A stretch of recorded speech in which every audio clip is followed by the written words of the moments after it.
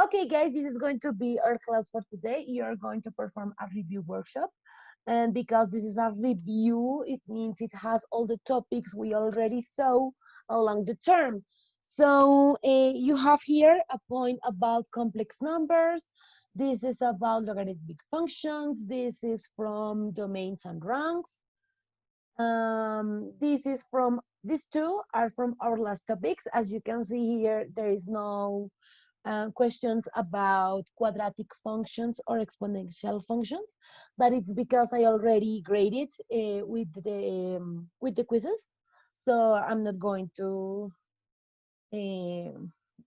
to annoy you anymore. So these two topics are about law of sines and cosines. That is a topic I'm really getting to it.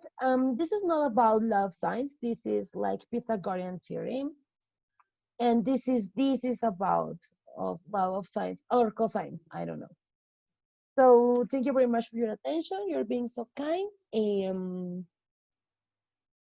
I'm not going to wish you good luck because the only thing you're going to need is your notebook and me that I'm going to be here to help you with that workshop.